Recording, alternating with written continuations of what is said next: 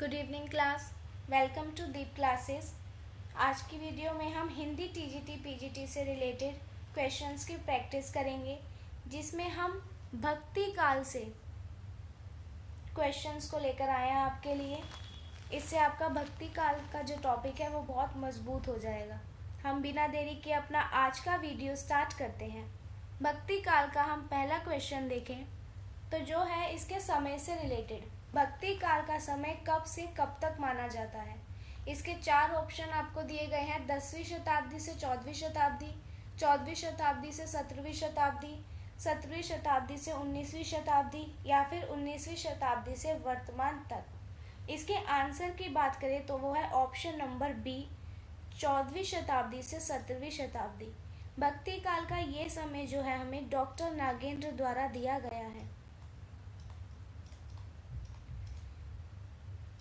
भक्ति काल को लेकर बहुत सारे विद्वानों ने अपने अपने मत दिए, अपने अपने समय बताए। इसमें से यहाँ हमने डॉक्टर नगेंद्र के समय को देखा। अगर हम आचार्य रामचंद्र शुक्ल के समय को देखें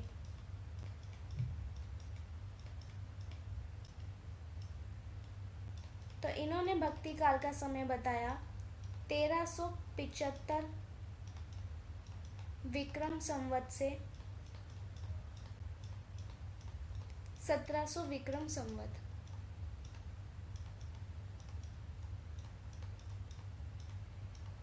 इसके अलावा भक्ति काल को लेकर बहुत सारे विद्वानों ने अपने अपने मत भी दिए, जिस पर जॉर्ज ग्रियर्सन ने कहा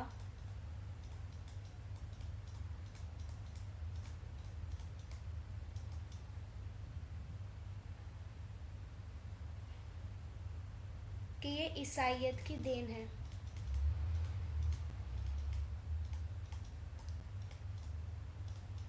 इसके साथ ही भक्ति काल के नाम को लेकर भी बहुत सारे मत दिए गए। जॉर्ज ग्रियर्सन ने भक्ति काल को स्वर्ण काल नाम दिया।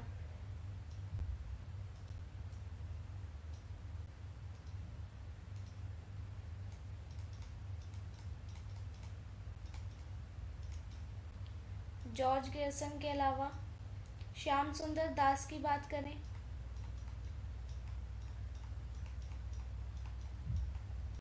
इन्होंने भक्ति काल को स्वर्ण युग नाम दिया।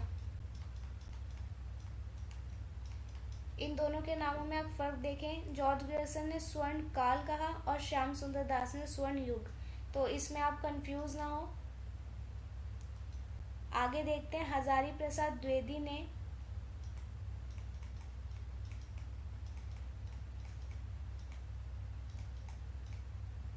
इन्होंने भक्ति काल को लोक जागरण का युग कहा।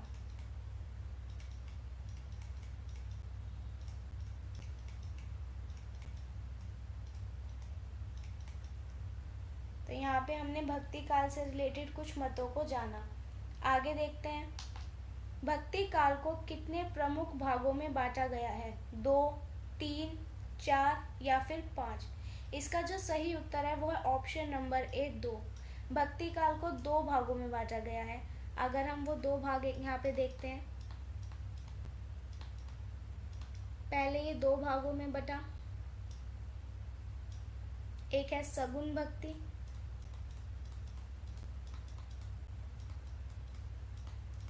और एक है निर्गुण भक्ति।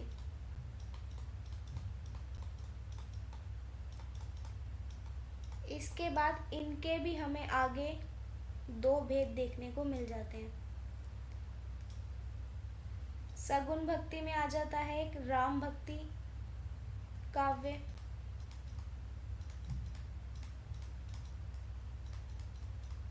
और एक है कृष्ण भक्ति काव्य।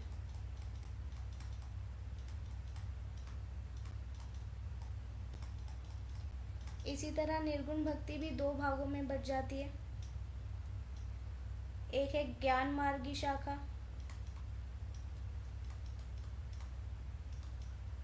और एक है प्रेमाश्रय शाखा। तो ये हमने देखा भक्ति काल का विभाजन। आगे बढ़ते हैं, निर्गुण भक्ति के प्रमुख कवि कौन है? तुलसीदास, सूरदास, कबीरदास या फिर मीराबाई। यहाँ पिछले क्वेश्चन में मैंने आपको भक्ति काल का विभाजन बताया। इन सभी विभाजनों में प्रमुख कवि आते हैं, उनके नामों से भी रिलेटेड हमें क्वेश्चन देखने को मिलते हैं। इसी तरह का एक क्वेश्चन है ये। यहाँ पे हमने देखा था निर्गुण भक्ति, तो यहाँ हमसे पूछ लिया है कि निर्गुण भक्ति में कौन से जो है कवि प्रमुख हैं। तो इसमें जो प्रमुख कवि हैं वो है कबीर दास। कबीर दास जो है निर्गुण में आते हैं। इनके अलावा जो निर्गुण भक्ति धारा में कवि आते हैं उनके नाम आप नोट करें। एक है रैदास, फिर है दादू दयाल और गुरु नानक। तो यहाँ पे मैंने आपको 4 कवि बताए, एक तो कबीर दास, दूसरे रैदास, तीसरे दादू दयाल और चौथे गुरु नानक। ये चारों कवि जो हैं ये निर्गुण भक्ति से संबंधित है। आगे बढ़ते हैं। सगुण भक्ति धारा के प्रमुख कवि कौन है? पिछले क्वेश्चन में हमने निर्गुण के जाने, अब यहाँ पे हम जानेंगे सगुण भक्ति धारा के। ऑप्शन में जो सही आंसर है वो है तुलसीदास। तुलसीदास सगुण भक्ति धारा के कवि हैं। इनके अलावा सगुण में आ जाते हैं सूरदास, मीराबाई और नाभादास। ये 3 हमने पीछे देखे निर्गुण में और ये 4 आ गए सगुण में। इनकी हम रचनाएं भी देख लें यहीं पर। तुलसीदास की जो प्रसिद्ध रचना है वो है रामचरितमानस, पार्वती मंगल,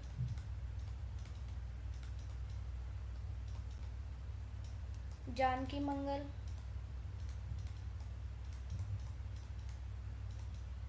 और हनुमान बाहुक।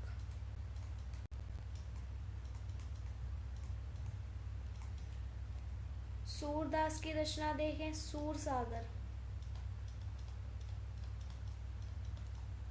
मीराबाई ने मीराबाई के पद लिखे।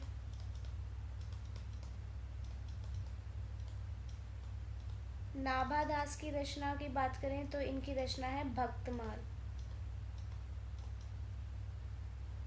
इसमें नाभादास ने विभिन्न भक्तों का वर्णन किया है। आगे देखते हैं। रामचरितमानस के रचनाकार कौन है? सूरदास, तुलसीदास, कबीरदास या फिर जायसी? मैंने आपको पिछले क्वेश्चन में बताया कि रामचरितमानस जो है वो तुलसीदास द्वारा लिखी गई है। तो रामचरितमानस के जो रचनाकार हैं वो गोस्वामी तुलसीदास हैं और ये ग्रंथ जो है 16वीं शताब्दी में रचा गया था। इसकी हम भाषा की बात करें तो ये अवधी भाषा का ग्रंथ है। इसमें भगवान राम के जीवन को वर्णित किया गया है। बाकी के ऑप्शन देखते हैं। पहले हैं इसमें सूरदास। सूरदास की रचनाएं देखें हम। सूर सागर, सूर सारावली,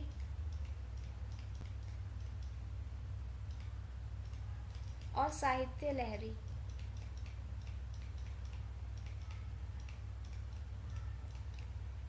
कबीरदास की रचनाओं की बात करें तो इसमें है साखी,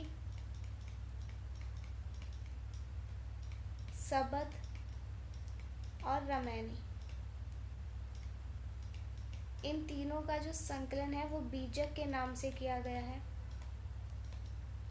धर्मदास के द्वारा। जायसी की रचनाएं देखते हैं। जायसी की रचनाओं में आ जाएगी पद्मावत, अखरावट, आखिरी कलाम,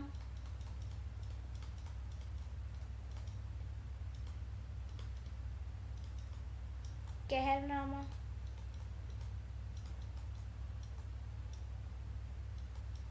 और चित्ररेखा। ये सभी जायसी की रचनाएं हैं। आगे बढ़ते हैं। सूर सागर किसकी रचना है? तुलसीदास, सूरदास, मीराबाई या रसखान? पिछले क्वेश्चन में मैंने आपको बताया कि सूरसागर जो है वो सूरदास की रचना है। सूरसागर के अलावा सूरदास ने 2 रचनाएं और लिखी, एक है सूर सारावली और एक है साहित्य लहरी। अब हम इसके बाकी के ऑप्शंस को डिस्कस करते हैं। तुलसीदास मैं आपके साथ डिस्कस कर चुकी हूँ। तो अब हम आते हैं मीराबाई पर। मीराबाई की रचनाएं देखें तो इसमें है नरसिंह जी का दायरा,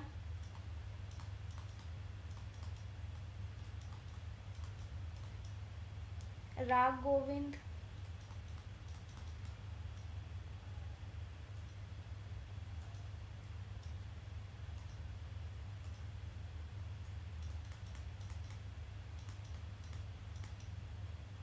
राग सोरठ के पद,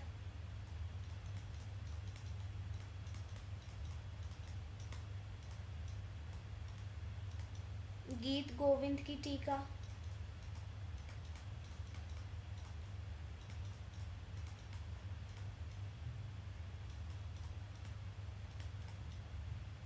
मीराबाई की मल्हार,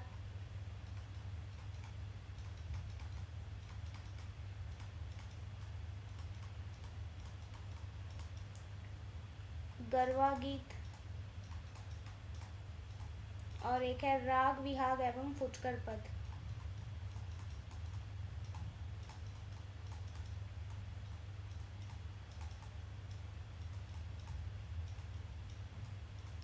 ये सभी जो है मीराबाई की रचनाएं हैं। रसखान की रचनाएं देखते हैं। रसखान की रचनाओं में है सुजान,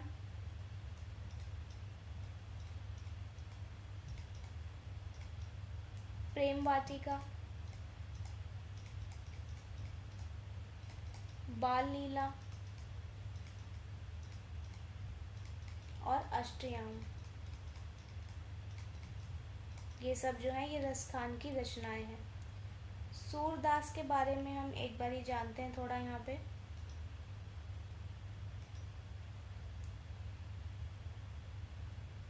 सूरसागर जो है ये सूरदास द्वारा रचित है।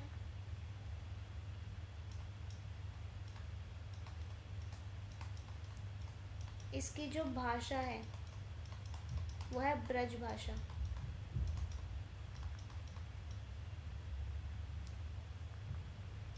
इसमें लगभग 1 लाख पद होने की बात कही जाती है, लेकिन वर्तमान में जो इसके संस्करण आए हैं उसमें लगभग 5,000 पद इसके उपलब्ध हैं। ठीक है, और ये जो ग्रंथ है ये भक्ति साहित्य का महत्वपूर्ण हिस्सा है, और ये जो ग्रंथ लिखा गया है वो भागवत पुराण से प्रेरित होकर लिखा गया है। तो ये भागवत पुराण से प्रेरित ग्रंथ है।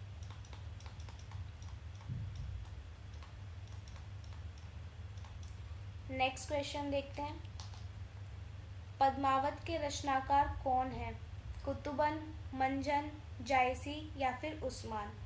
मैंने आपको पिछले क्वेश्चन में बताई थी जायसी की रचनाएं, तो उसी में से एक है पद्मावत।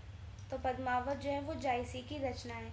इसके समय की बात करें पद्मावत के, तो ये 16वीं शताब्दी की रचना है।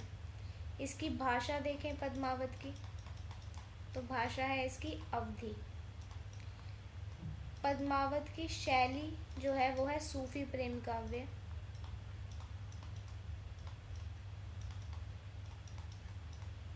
और पद्मावत में जो है राजा रत्नसेन और रानी पद्मावती इनकी प्रेम कथा का वर्णन किया गया है। बाकी के ऑप्शंस को देखते हैं। सबसे पहले है कुतुबन। कुतुबन की जो रचना है वो है मृगावती।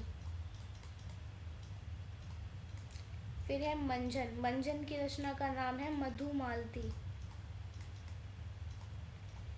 फिर है उस्मान। उस्मान की रचना का नाम है चित्रावली।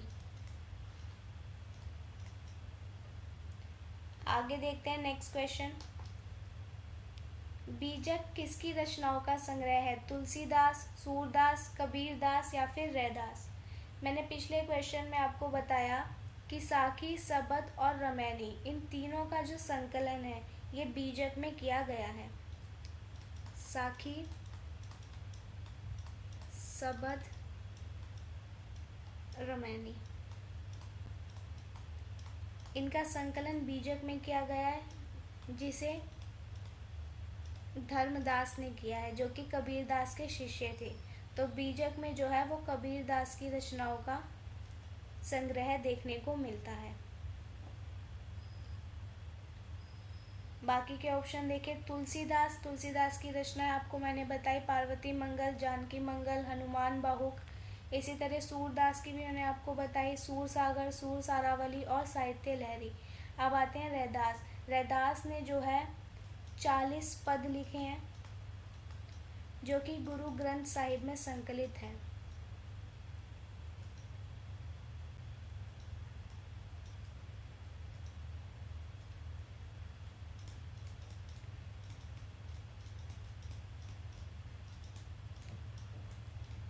ये क्वेश्चन बहुत बार आया है कि रैदास के कितने पद गुरु ग्रंथ साहिब में संकलित हैं, तो इनके 40 पद जो हैं गुरु ग्रंथ साहिब में संकलित हैं। आगे देखते हैं, विनय पत्रिका किस कवि की रचना है? सूरदास, तुलसीदास, कबीरदास या फिर मीराबाई? तो विनय पत्रिका जो है ये तुलसीदास की रचना है। इसकी भाषा की बात करें तो ये ब्रज भाषा में लिखी गई है।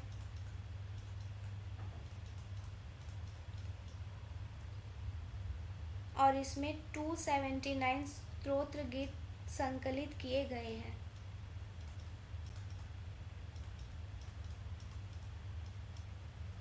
ये जो ग्रंथ है ये राम भक्ति पर आधारित है और इसे राम विनयावली भी कहा जाता है।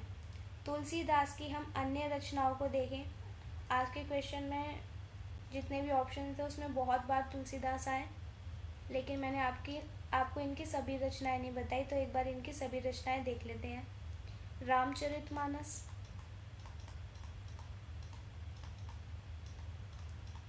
विनय पत्रिका,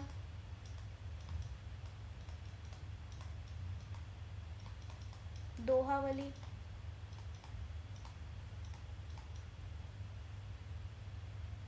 कवितावली, गीतावली,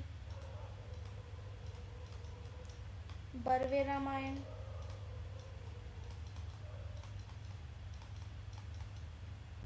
रामलला न छहु,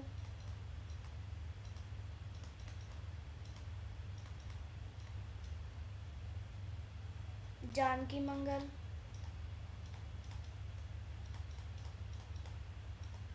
पार्वती मंगल, वैराग्य संदीपनी,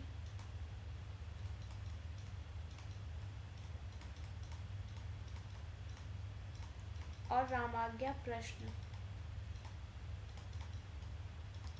ये सभी जो है तुलसीदास की रचनाएं हैं। बाकी जो 3 ऑप्शन है सूरदास, कबीरदास और मीराबाई, ये तीनों ही मैं आपके साथ आज की वीडियो में पहले डिस्कस कर चुकी हूँ, तो यहाँ पे अभी नहीं करूँगी। आगे बढ़ते हैं। मीराबाई किसकी उपासिका थी? राम, कृष्ण, शिव या फिर दुर्गा? ये सबको ही पता है कि जो मीराबाई थी वो कृष्ण की उपासिका थी। मीराबाई की कुछ रचनाएं यहाँ पे देख लेते हैं। एक तो यही है मीराबाई के पद, नरसिंह जी का मायरा,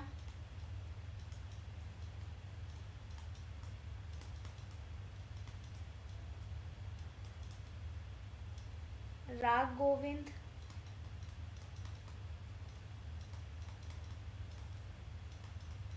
और मीराबाई की मल्हार।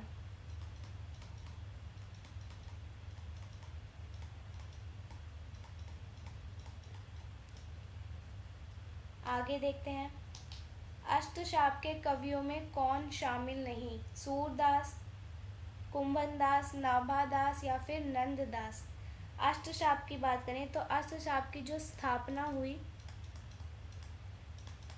ये 1565 ईस्वी में हुई, और इनके अगर हम संस्थापक की बात करें तो ये है विट्ठलनाथ।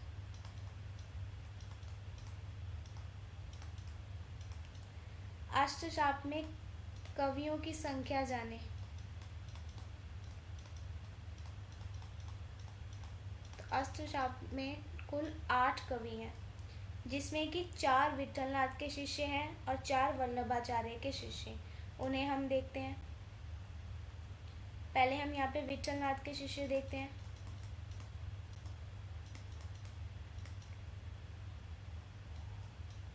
फिर यहाँ हम देखेंगे वल्लभाचार्य के।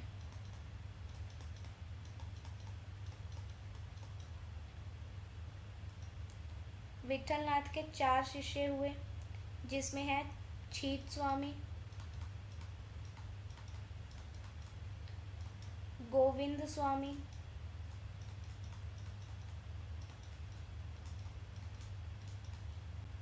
चतुर्भुज दास,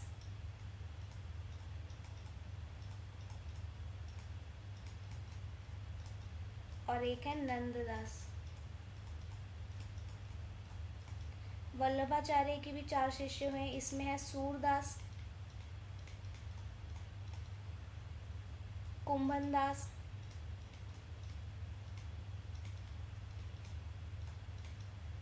परमानंद दास,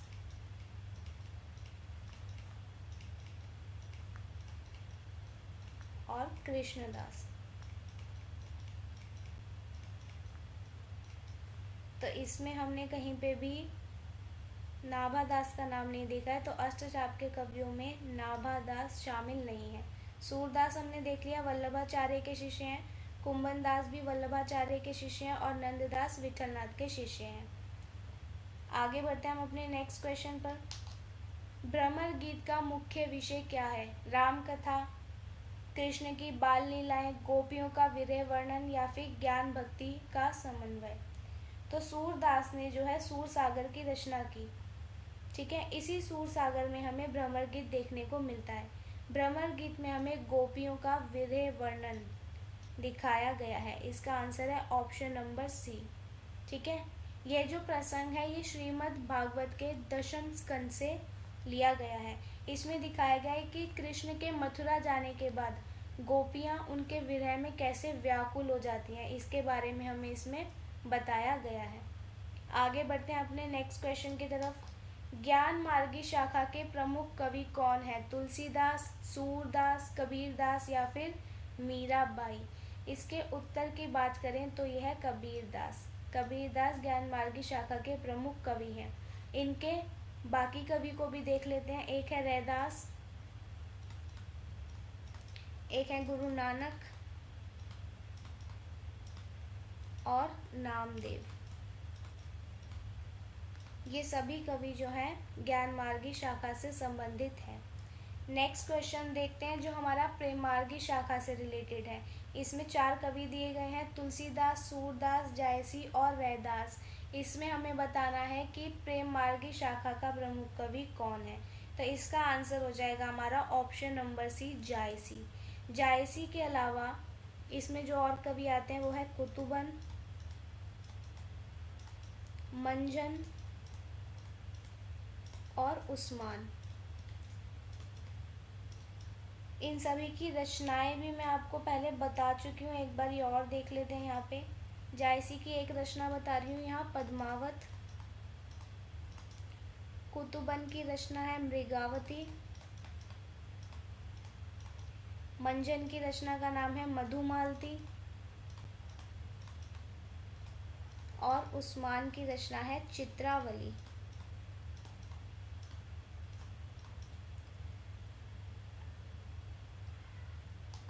इसी के साथ हमारा आज का वीडियो यहीं ख़त्म होता है। वीडियो पसंद आया हो तो वीडियो को लाइक एंड शेयर ज़रूर करें और चैनल को सब्सक्राइब करना ना भूलते। अब मिलते हैं हम अपने नेक्स्ट वीडियो में, तब तक के लिए थैंक यू।